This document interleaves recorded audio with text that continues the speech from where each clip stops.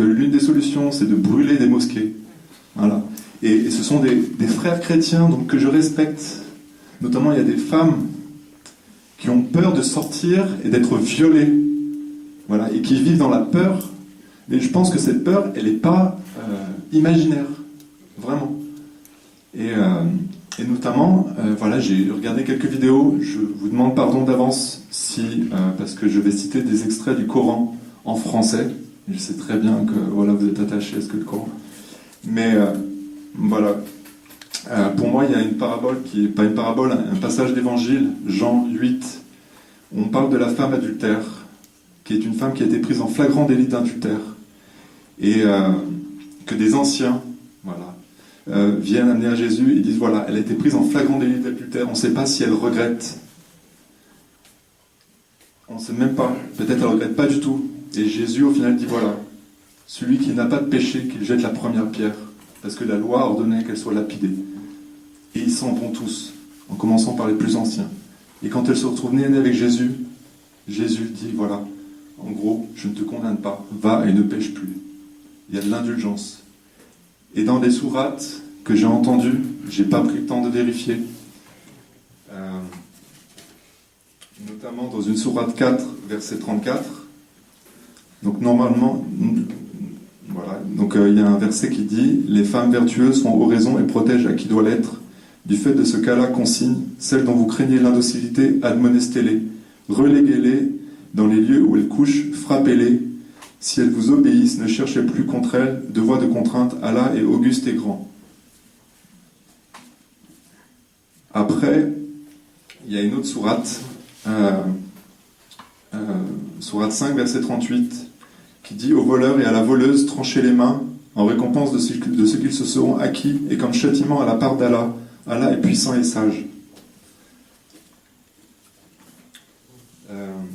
Après, tout à l'heure vous avez cité les hadiths. Moi je ne sais pas ce que c'est, apparemment c'est des livres qui aident à comprendre le comportement du prophète, parce que dans l'islam apparemment votre but c'est l'imitation du prophète. Et il y a notamment un passage qui parle des femmes adultères. La fornicatrice et le fornicateur, sourate 24, verset 2, flagellez chacun d'eux de 100 coups de fouet, que par égard pour la religion d'Allah, nulle indulgence ne vous prenne en leur faveur. Si vous croyez en Allah et au jour dernier, qu'un groupe de croyants soit témoin de leur tourment. Et en fait, il y a des hadiths qui ont des paroles aussi très dures. Après, je vois des personnes comme Karl, je me rappelle Christian de Chergé qui a été sauvé par un musulman. Là, je parle de l'islam, du Coran, des choses qui viennent conforter, je ne sais pas, il y a apparemment un hadith, vous pourrez me dire si c'est vrai ou pas, qui rappelle un passage du prophète, il paraît même qu'il y en a plusieurs, où une femme qui a été coupable d'adultère vient voir le prophète d'elle-même, qui reconnaît qu'elle a péché et qui demande au prophète un châtiment. Et le prophète aurait ordonné qu'elle soit lapidée, et il serait dit dans ce hadith que le prophète pria sur son cadavre, devant son cadavre. Moi, je ne vous demande pas, voilà, je ne parle même pas de terroristes, parce que je suis d'accord pour dire que même les terroristes, voilà, ils ne sont pas du tout musulmans, ils ne sont rien du tout, ce sont des fous furieux. Moi, j'ai envie de vous parler de vos frères musulmans, et je pense qu'il y en a pas mal, dans des pays au Moyen-Orient, en Inde, qui persécutent, qui appliquent ça, qui enterrent des femmes jusque-là, et qui les lapident à mort, qui flagellent leurs femmes, et qui, selon les recommandations du hadith, n'ont pas de relations sexuelles ce même jour. Voilà, mais ils l'appliquent, ils rendent gloire à Dieu. Et en fait, moi j'ai du mal à comprendre, vous voyez, parce que moi j'ai les 10 commandements, c'est marqué tu ne tueras pas. Et la semaine dernière, à Assise, j'entends un responsable musulman qui prend la parole et qui cite un passage du Coran pour dénoncer toutes les abominations qui sont notamment fait au nom de Daesh, de tous ces terroristes, et qui dit « Celui qui tue un homme pour des raisons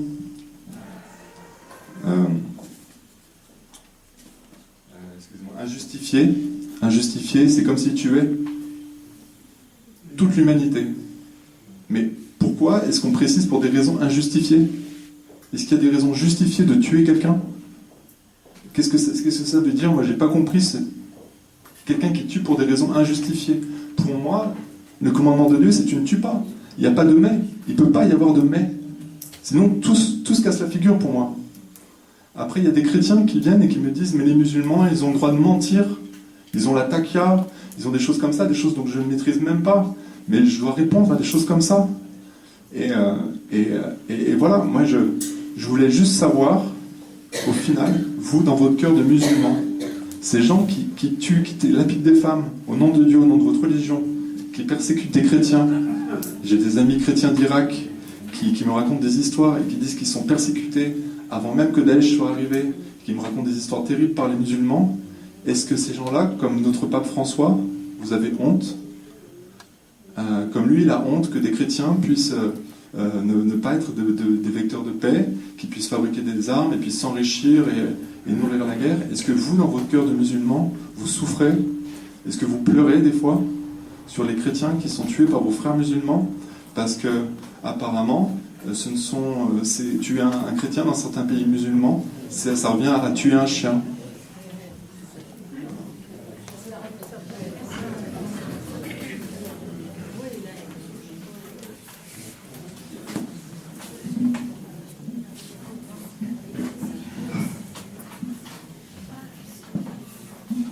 Ça tue un petit peu l'ambiance dans laquelle on était.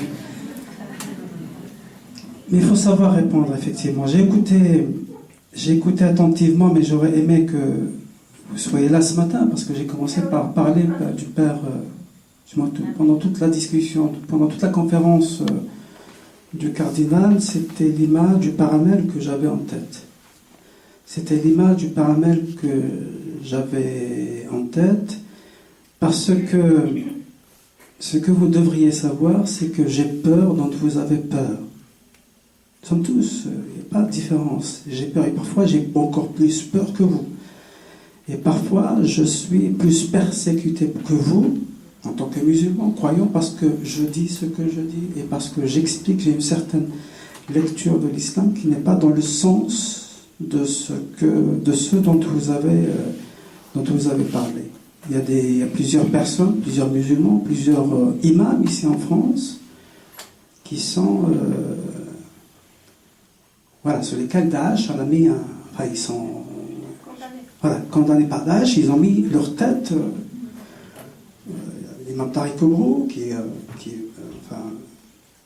Daesh, il y a un certain nombre d'imams en France sur qui Daesh a mis une rançon, qui a demandé à ce qu'on coupe leur tête. Mais moi, je suis tout à fait d'accord sur le fait que, je le dis souvent, moi je pense que vous avez, au début, vous avez dit que je ne comprends pas que les gens disent, au contraire, moi je comprends cette peur qui est en train de se développer. Au contraire, parce que la peur qui est en train de se développer en France, elle ne traduit pas forcément, je le dis souvent, et c'est ça ce que je dis souvent, elle ne traduit pas forcément des incompréhensions ou des malentendus. C'est des peurs qui sont parfois légitimes et auxquelles c'est pourquoi ça ne me dérange pas du tout. J'ai l'habitude d'ailleurs, à chaque fois que je fais une conférence, on me sort systématiquement des versets coraniques, on sort complètement de leur contexte, on dit voilà ce que vous disiez, voilà ce qui est écrit sur le Coran. Je sais ce qui est écrit dans le Coran, justement. Mais ma lecture, ma compréhension du Coran n'est pas celle que vous donnez, que vous avez donnée, et n'est pas celle qu'ont les autres aussi. Donc il faut à un moment donné savoir faire la différence entre certaines lectures. Il y a le Coran, le texte et l'intelligence du texte, il y a le texte et le sens du texte, il y a le texte et l'interprétation du texte. Et parfois même la traduction. Parce que la traduction, je reviens à celui que l'on dit justement, le mot frapper justement. Il y a toute une discussion chez les musulmans sur ça.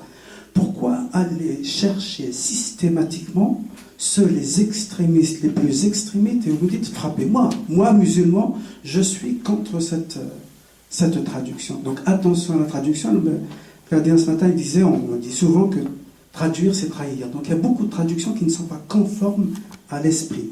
Et d'ailleurs, on ne peut pas dire traduction du Coran, mais traduction des sens des versets du Coran. Il y a des versets du Coran qui peuvent avoir une cinquantaine de sens différents. Dès lors que l'on traduit, on est dans l'interprétation, dans l'exégèse et voilà, on choisit. Donc il y a tout un travail qui est fait par un certain nombre de responsables musulmans en France et d'ailleurs, et ça il faut le mettre en avant. Il faut absolument le mettre en avant. Quand je dis souvent que l'islam est une religion du cœur, une spiritualité approfondie, sans cesse renouvelée, que être musulman c'est savoir aimer, parce que je le vis moi. C'est ça, c'est l'islam que je vis. Et c'est l'islam qu'on m'a transmis. Et ça fait 30 ans que je suis en France, et ça fait 30 ans que c'est cet islam-là que je vis. Et j'essaie de le mettre en application dans ma mosquée, là où je travaille.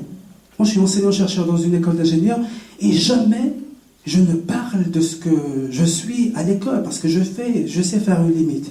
La mosquée, il y en a qui n'ouvrent pas les mosquées. Moi, la mosquée, elle est ouverte matin et soir. Ils peuvent venir quand ils veulent. Vous pouvez même venir assister au prêche du vendredi. Tout est ouvert, il n'y a pas de problème. Mais il faut, à un moment donné, faire la différence entre les uns et les autres. Nous ne sommes pas tous pareils. Il y a un certain nombre de personnes qui ont une lecture extrémiste. Nous ne sommes pas du tout dans cette... faire la différence entre les musulmans, qui pour moi, c'est pas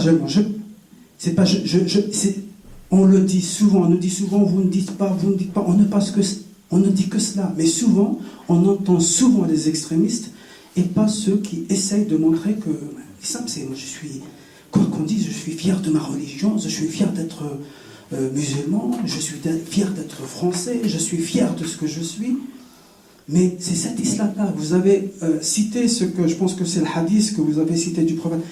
Et moi je le dis haut et fort, c'est ces hadiths-là qu'il faut mettre en avant.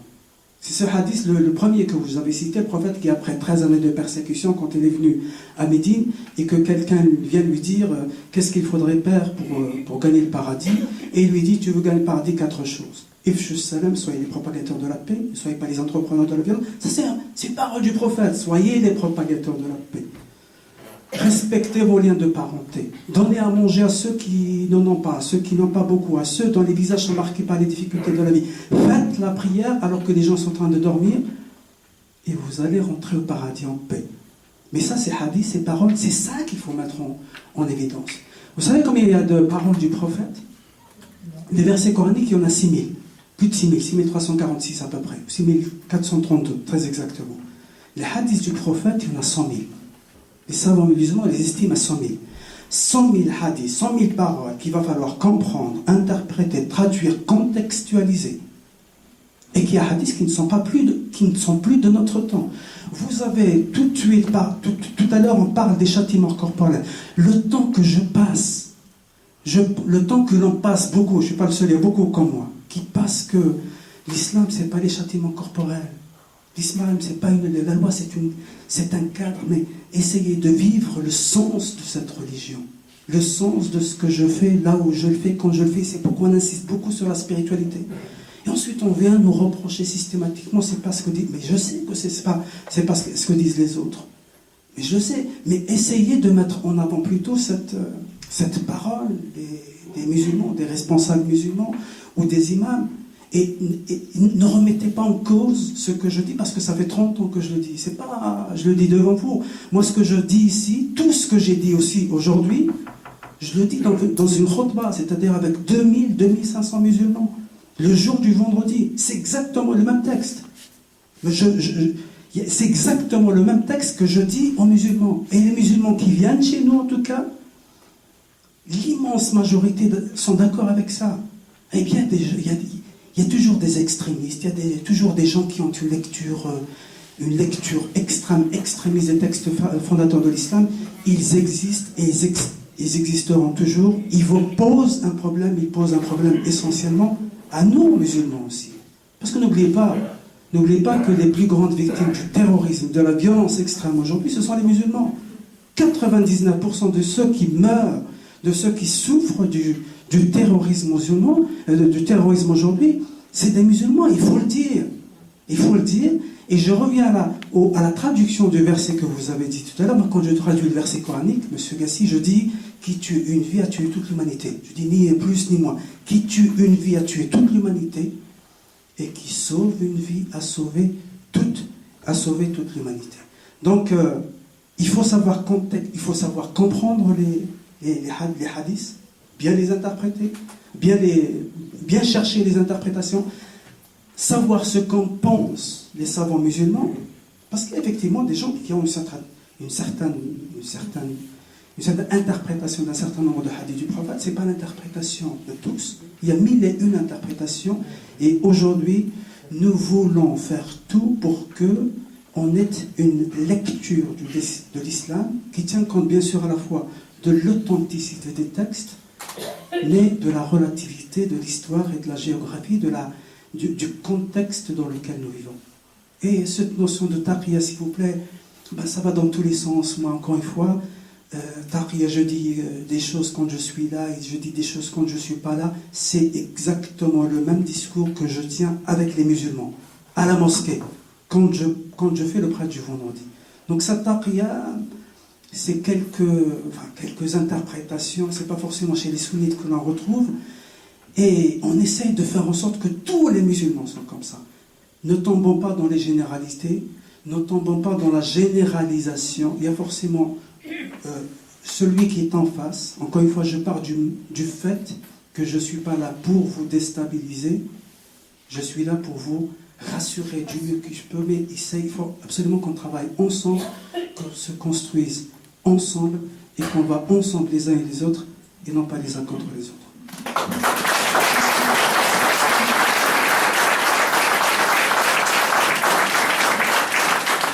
Merci Azzedine, je suis témoin de tes expressions devant les musulmans, les musulmanes de Valence. Je souvenir, c'est extrêmement clair. Mais ça doit être fortement frustrant et blessant d'entendre un autre me dire ce que je pense avant même de parler. Ça doit être blessant. Et je comprends aussi la blessure de nos frères musulmans. Il y a une tension intrinsèque dans nos religions vers la miséricorde. Couper cet élan, c'est sûrement une blessure terrible qu'on inflige aux frères. Et donc c'est là que aussi l'importance de dire ensemble que c'est la miséricorde qui nous importe, c'est de ne pas empêcher le frère de parler de la miséricorde qui lui importe et de la réinterprétation qu'il fait de tout verset à partir de la miséricorde qui est intrinsèque dans la mystique musulmane.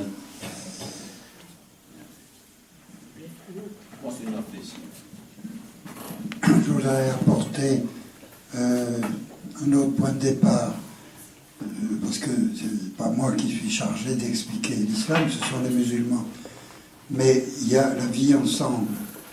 Bon, je viens d'une église où malheureusement, pendant une période de crise de la société algérienne, 10% des prêtres religieux et religieuses du diocèse dont j'ai été l'évêque ont été assassinés. Bon.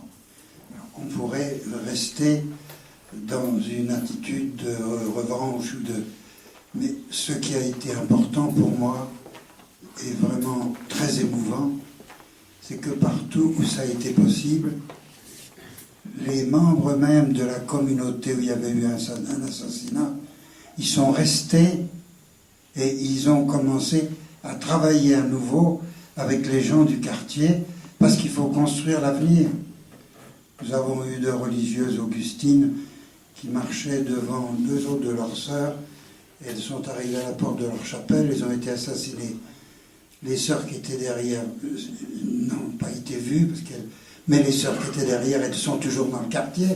Elles ont recommencé à travailler dans le quartier, avec les femmes du quartier, avec les gens du quartier, pour faire du soutien scolaire, pour faire de la formation féminine, etc. Bon, on continue à travailler dans ce quartier.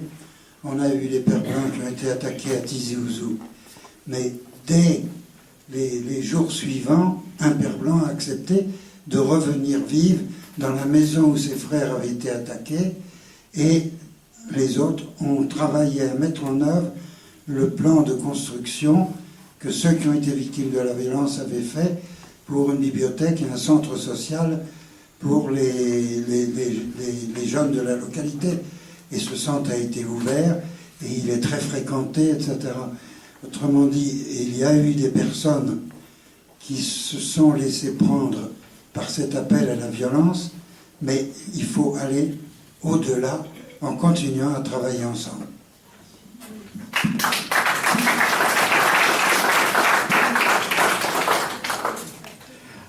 Excusez-moi. Je voudrais d'abord rendre hommage à la façon dont ce monsieur a posé sa question, parce que c'est très difficile de poser ce genre de questions quand on est ici. Ça m'a fait penser un jour où Azzedine arrive chez moi, à l'archevêché, et il me dit ce que les musulmans disent sur les chrétiens. Comme vous avez dit ce que les chrétiens disent sur les musulmans. Monseigneur, je viens vous voir. Parce que chez nous, les musulmans, il y en a qui disent que vous, les chrétiens, vous avez une foi incohérente. Parce que vous croyez qu'il y a un Dieu, et vous dites que le Père est Dieu, que le Fils est Dieu, et que le Saint-Esprit est Dieu, donc un Dieu et trois dieux, on dit que votre foi est incohérente. Alors, je veux entendre votre réponse à vous. Je suis sûr que votre foi n'est pas incohérente, mais expliquez-moi. Ça, je pense que c'est un stade de conversation qui n'est pas facile entre nous. C'est-à-dire venir avec un verset du Coran qui est 4.34 ou 5.38, comme vous êtes venu vous. Il y a écrit ça. Alors, expliquez-moi. Expliquez-moi si un jour il arrivera encore, ou plus jamais, jamais à cause de la contextualisation, bien que ce soit une parole de Dieu, que plus jamais on ne coupera la main de quelqu'un qui a volé. Parce que voler, c'est un péché, et couper la main de quelqu'un qui a volé, c'est inadmissible. C'est ça que vous avez besoin d'entendre, je pense, quand vous avez posé cette question. Donc lui, il avait besoin d'entendre, parce que des musulmans disaient la foi des chrétiens est incohérente, il avait besoin d'entendre un chrétien qui lui disait comment dans la cohérence de sa foi, quand j'ai dit de Dieu qui est amour, il est une source de toute divinité, et que cette source de divinité, je l'appelle le Père, et que cette divinité qui se reçoit, c'est le Fils, et que la circulation de cet amour à l'intérieur de un seul Dieu, c'est le Saint-Esprit, et quand je dis que je crois en un seul Dieu, j'aimerais bien que ma foi soit respectée. Donc, si vous voulez, quand je dis ça un peu pour tout le monde, quand il a posé sa question, c'était dur pour nous. Plus dur encore pour Azzedine, certainement. Bon, moi j'ai beaucoup admiré sa patience, son courage, et en disant, il faut que je réponde à un chrétien. Et ce qui est assez beau peut-être maintenant, c'est qu'on arrive à dire des choses si difficiles. Alors après, Monseigneur Tessier intervient et il dit, mais regardez, malgré une extrême violence, d'autres sont restés, manifestant qu'ils continuaient d'aimer. C'est pas parce qu'il y a eu ces actes de violence folle qu'on va partir tout de suite.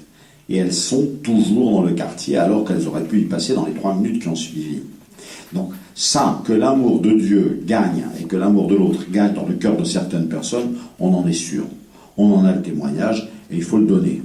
Ce que j'ai beaucoup aimé dans la journée, dont peut-être certains d'entre vous ont entendu parler, que nous avons eu samedi dernier à Lyon, c'est qu'on a fait mémoire des 19 religieux, prêtres, religieuses et évêques qui sont morts dans ces années. Mais surtout des dizaines de milliers de musulmans, comme il a dit. N'oubliez pas que 95% ou 99% sont des musulmans qui se sont opposés à cette violence et qui l'ont payé de leur vie. Monseigneur Tessier en a cité beaucoup à sa conférence du vendredi soir. Alors voilà, un tel, c'est un journaliste, et il dit, ce qui s'est passé est un véritable scandale. Quand on a assassiné les 2 sœurs espagnoles, le lendemain, on lui supprimait sa propre vie à lui. Donc il savait où il allait. Mais je pense qu'on a intérêt à aller regarder les textes eux-mêmes et de dire. Parce que ce qui est très difficile, c'est la question de l'interprétation.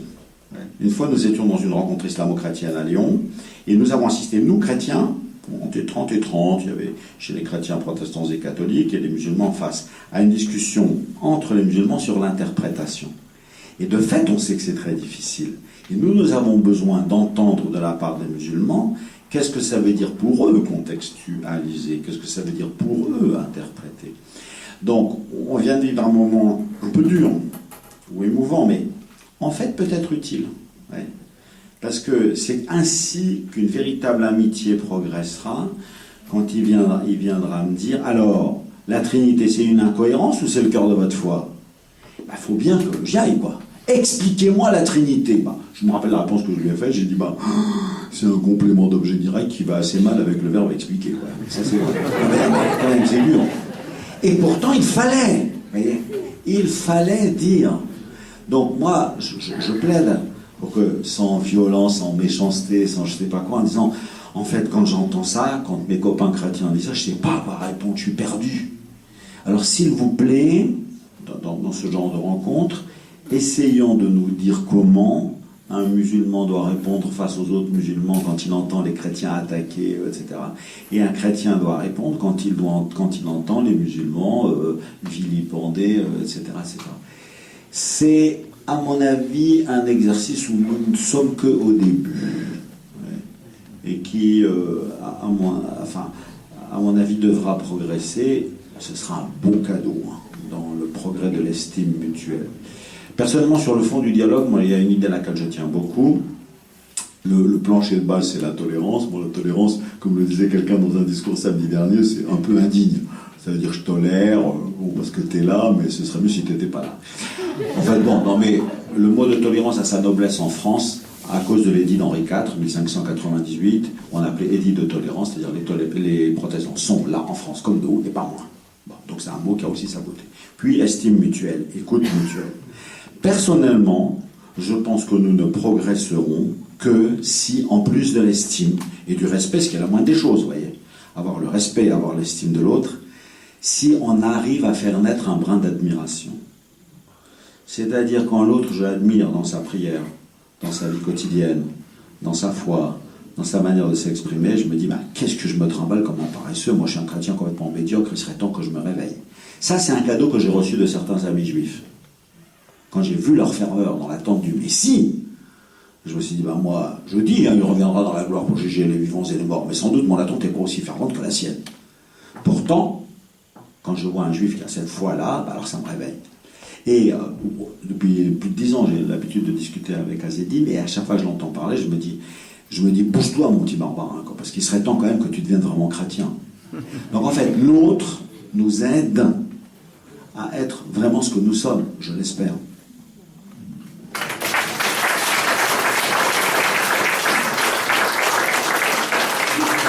Merci à vous tous. Je laisse la parole de la fin à Cal Torabuli, co-organisateur de ces journées, pour dire un petit mot de la fin et introduire la musique de Ousmane Almerabet, musique andalouse, pour revenir au rêve andalou. Merci. Je suis musulman. Nul n'est parfait. Je crois que la pratique de la foi, c'est une pratique de la modestie. Oui, je dis la pratique de la foi, c'est une pratique de la modestie. Et ce que notre ami a dit tout à l'heure est une parole importante. Parce que je vis en France, je quittais mon île Maurice il y a une quarantaine d'années pour faire des études, et j'avais un calendrier chinois, chaque jour j'arrachais des pages pour repartir chez moi au bout de 3 ans. Ça fait 40 ans que je suis là. J'ai eu mes enfants ici, ils sont nés en France, et ils sont en confluence de plusieurs cultures. Ce que je veux dire par là, on parle de civilisation, de la miséricorde que Patrice a évoqué tout à l'heure. Un linguiste disait, dans l'extrême, quand on cesse d'échanger des coups pour échanger des jurons, la civilisation commence. Pourquoi ? Parce qu'on passe par la médiation du langage. Ce qui se fait ici, là, sous mes yeux, et c'est un moment de grâce pour moi, il y a de l'exégèse, un travail sémantique sur un terme polysémique. Vous avez parlé de symphonie, de symphonie polyphonique, on a eu plusieurs voix. C'est un terme prismatique qui donne plusieurs façons de l'approcher, qui est à l'image de nos 3 monothéismes. Je pense que cette civilisation de la convivencia, de la miséricorde, doit peut-être s'élargir sur moins de concurrence, peut-être entre les 3 fils d'Abraham, pour l'amour exclusif du Père. Peut-être plus pour un amour partagé, à partir de cette source commune. C'est ma conviction intime. Je pense que le travail que nous devons tous faire, c'est justement arriver à ce dialogue, même s'il est difficile. Parce que quand j'entendais ça, j'avais vous parliez des entrailles, ça me touchait des entrailles au plus profond de moi. Pourquoi? Dans ce que nous entendons, nous sommes dans une société surmédiatisée, avec une pléthore de signes. Allez à la télévision, regardez les réseaux sociaux. J'ai peur comme Azedine. J'ai peur. Parce que la haine grandit. Pourquoi la haine grandit? Parce que on peut prendre, tiens, une femme est flagellée, tous les musulmans flagellent leur femme. Le raccourci est vite trouvé. Pourquoi? Parce que chercher l'information, c'est un travail.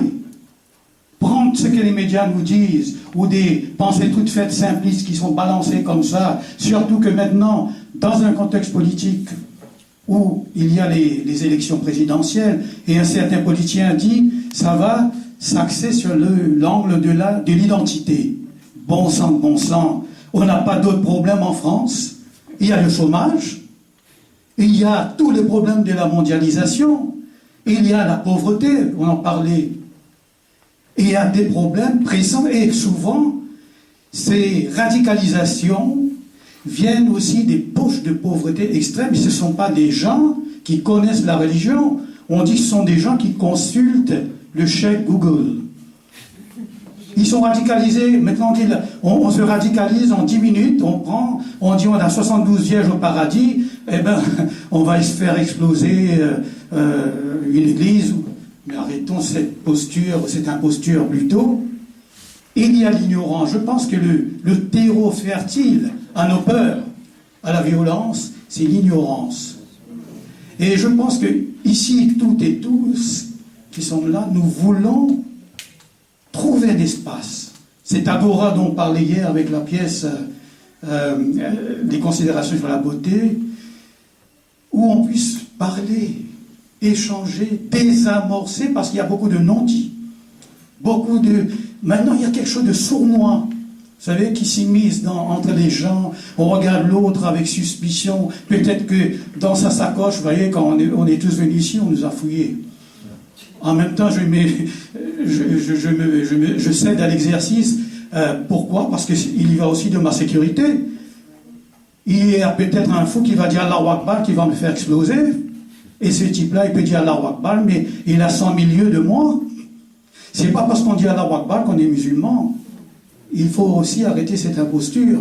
Je pense que le fait de dialoguer, de parler, ici, ça fait 4 ans que j'ai pensé à cet espace de la maison de la sagesse qui a existé, vous en avez parlé, Monseigneur Tessier, juifs, chrétiens, musulmans, et au-delà, zoroastriens, athées, agnostiques, et d'autres ont collaboré, et personne ne peut me réfuter cela. Monsieur le rabbin Malki en a parlé, il y a eu cette convivencia. En dépit des violences qu'il y a dans toutes les sociétés, montrez-moi une seule violence où il n'y a pas eu des phases de une société où il n'y a pas eu de phase de violence. Hélas, l'humain souvent est structuré ou déstructuré autour du pouvoir, autour de la cupidité. Vous en avez parlé ce matin. J'ai un ami, j'étais à Gênes pour mon anniversaire, qui est poète. C'est le directeur du festival de poésie de Gênes, qui me disait, tiens, ici il y a une désindustrialisation, on a fait une usine pour construire des mines antipersonnelles. Alors il a dit, j'ai écrit un article dans le journal pour dire, mais comment peut-on, nous, ouvriers, fabriquer des mines antipersonnelles et dormir le soir? C'est pas comme un marteau, on peut l'utiliser pour taper sur un clou, ou peut-être tuer quelqu'un avec, mais les mines, on ne peut pas enfoncer un clou avec, c'est forcément fait pour tuer. Comment peut-on être humain, fabriquer des mines, dire c'est comme ça que je gagne ma vie en enlevant la vie des autres? C'est peut-être cela les enjeux fondamentaux que nous avons avec tous ces problèmes économiques, cette avidité, cette cupidité qui pousse les gens les uns contre les autres. Je crois que c'est ça l'enjeu fondamental. On nous agite la peur de l'autre, les altérités. Monseigneur Barbara nous a parlé de cette vente de Rafale à l'Inde. Ici, nous sommes quelques Indiens. On s'est dit, mais l'Inde a d'autres problèmes. Il y a des gens qui n'ont pas l'eau courante. 35 Rafales, la belle affaire. C'est dans l'orgueil des nations, ça, d'avoir de plus en plus de moyens de destruction, alors qu'il y a des enfants qui n'ont pas accès à l'éducation, par exemple. Donc nous sommes dans un monde totalement, ou presque, je veux dire, anomique, et il n'y a pas de repère. Les choses sont mélangées, et il y a une chose aussi, je demande beaucoup de vigilance par rapport à ça en tant que sémiologue, les médias. Les médias, des fois, nous poussent à nous méfier de l'autre. Et je vais terminer là, parce qu'on n'a pas beaucoup de temps. On parle de miséricorde, on parle d'amour, et je voudrais donner un petit récit, et nous sommes tous à la recherche de la miséricorde. Il y a un récit dans la tradition islamique d'un homme qui a fait que le bien dans sa vie, et il meurt. Et il y a deux files. Une file qui va au paradis, une file qui va en enfer. Et il se retrouve dans la file qui va en enfer. Il se dit, il y a une petite erreur là, de la part de Dieu. Bon. Et puis on appelle les noms, donc en enfer, on appelle les noms au paradis. Et il passe donc le seuil, et on appelle son nom, il entre en enfer, et il se retourne. Et une voix lui dit, mais pourquoi te retournes-tu? Il dit, je ne désespère jamais de la miséricorde de Dieu. Il dit, toi, tu es des miens, tu vas au paradis. Je pense que dans ce que nous faisons là, avec nos efforts, il faut continuer ces efforts. Ne désespérons jamais de la miséricorde de Dieu. Et la Maison de la Sagesse, je remercie beaucoup Patrice Chochowski, qui a pris le risque, c'est un risque dans les temps actuels, de nous inviter là pour nous parler, pour mieux nous connaître. Gandhi disait, comprendre est plus important qu'aimer. Parce que c'est un travail, on peut avoir le coup de foudre, on peut aimer, des fois on se réveille, on est un peu désenchanté, mais la compréhension, c'est un travail, un cheminement lent et long vers l'autre. Et ce qui se passe ici, à Ars, m'a donné l'occasion d'expérimenter la miséricorde, moi en tant que musulman. Je dis, ce pape François que nous avons est une bénédiction pour l'humanité et pour les musulmans en particulier. Parce qu'il nous ouvre la porte à notre foi, à notre capacité de nous remettre en cause aussi, d'avancer vers cette chose que j'ai expérimentée ici, la grâce. C'est une des définitions de la miséricorde. Et je pense que quand, dans des moments de crise, nous pouvons nous rassembler, c'est un moment de grâce. Je vous remercie.